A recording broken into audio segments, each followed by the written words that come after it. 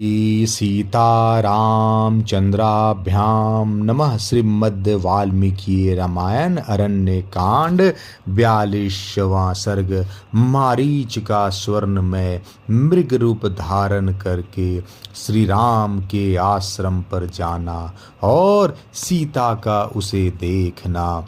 रावण से इस प्रकार कठोर बातें कहकर उस निशाचर राज के भय से दुखी हुए मारीच ने कहा, चलो चलें मेरे वध के लिए, जिनका हथियार सदा उठा ही रहता है। उन धनुष्यवान और तलवार धारण करने वाले श्री रामचंद्र जी ने यदि फिर मुझे देख लिया तो मेरे जीवन का अंत निश्चित है। श्री रामचंद्र जी के साथ पराक्रम दिखाकर कोई जीवित नहीं लौटता है। तुम यम दंड से मारे गए हो, इसलिए उनसे भिड़ने की बात सोचते हो। वे श्री रामचंद्र जी तुम्हारे लिए यम दंड के ही समान है, परंतु जब तुम इस प्रकार दुष्टता पर उतारू हो गए तब मैं क्या कर सकता हूँ। लो यह मैं चलता हूँ। तात निशाचर तुम्हारा कल्याण हो।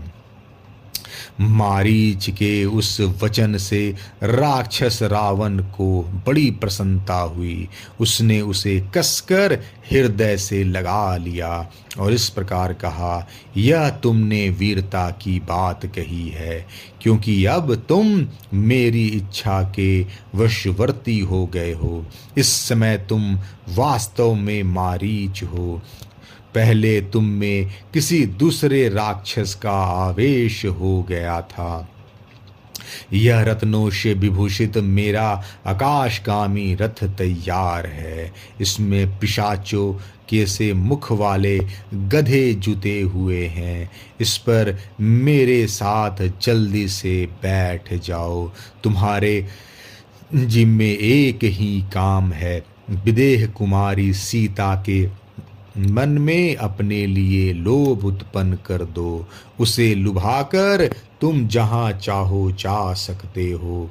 आश्रम सुना हो जाने पर मैं मिथिलेश कुंवारी सीता को जबरदस्ती उठा लाऊंगा।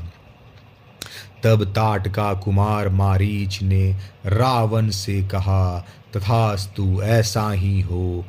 तदंतर रावण और मारीच दोनों उस विमान का रथ पर बैठकर शीघ्र ही उस आश्रम मंडल से चल दिए।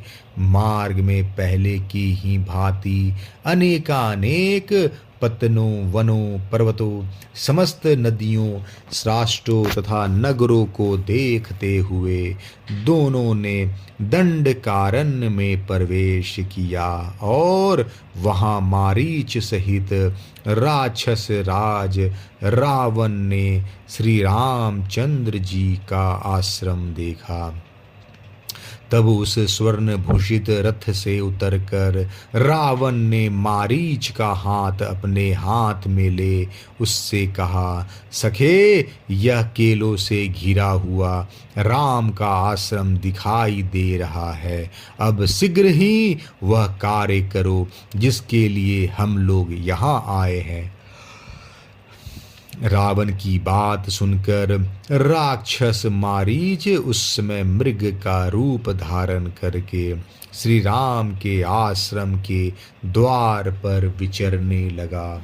उस समय उसने देखने में बड़ा ही अद्भुत रूप धारण कर रखा था। उसके शिंगों के ऊपरी भाग इंद्रनील नामक श्रेष्ठ मणि के बने हुए जान पड़ते थे। मुख कमंडल पर सफेद और काले रंग की बूंदें थी। मुख का रंग लाल कमल के समान था। उसके कान नील कमल के तुल्य थे और गर्दन कुछ ऊंची थी। उदर का भाग इंद्र नील मणि के कांति धारण कर रहा था। पार्श्वभाग महुए के फूल के समान श्वेत वर्ण के थे। शरीर का सुनहरा रंग कमल के केसर की भांति सुशोभित होता था। उसके खुर वैदुर मणि के समान, पिंडलियां पतली और पूंछ ऊपर से इंद्रधनुष के रंग की थी, जिससे उसका संगठित शरीर विशेष शोभा पा रहा था। उसकी देह की कांति बड़ी मनोहर और चिकनी थी। वह नाना प्रकार की रत्नमयी बुंदकियों से विभूषित दिखाई देता था। राक्षस मारीच क्षण भर में ही परम शोभाशाली मृग बन गया। सीता को लुभाने के लिए विविध धातुओं से चित्रित मनोहर एवं दर्शनीय रूप बनाकर वह निशाचर उस रमणीय वन तथा श्री राम के उस आश्रम को प्रकाशित करता हुआ सब ओर उत्तम घासों को चरने और विचरने लगा। सैकड़ों रजतमय बिंदुओं से युक्त विचित्र रूप धारण करके वह मृग बड़ा प्यारा दिखाई देता था। वह वृक्ष के कोमल पल्लवों को खाता हुआ इधर उधर विचरने लगा। केले के बगीचे में जाकर वह कनेरों के कुंज में जा पहुंचा। फिर जहां सीता की दृष्टि पड़ सके ऐसे स्थान में जाकर मंद गति का आश्रय ले इधर उधर घूमने लगा। उसका पृष्ठभाग कमल के केसर के भांति सुनहरे रंग का होने के कारण विचित्र दिखाई देता था। इससे उस महान मृग की बड़ी शोभा हो रही थी। श्री रामचंद्र जी के आश्रम के निकट ही वह अपनी मौज से घूम रहा था। वह श्रेष्ठ मृग कुछ दूर जाकर फिर लौट आता था और फिर वहीं घूमने लगता था। 2 घड़ी के लिए कहीं चला जाता और फिर बड़ी उतावली के साथ लौट आता था। वह वहीं खेलता कूदता और पुनः भूमि पर बैठ जाता था और फिर आश्रम के द्वार पर आकर मृगों के झुंड के पीछे पीछे चल देता। तत्पश्चात झुंड के झुंड मृगों को साथ लिए फिर लौट आता था। उस मृग रूपी धारी राक्षस के मन में केवल यह अभिलाषा थी कि किसी तरह सीता की दृष्टि मुझ पर पड़ जाए।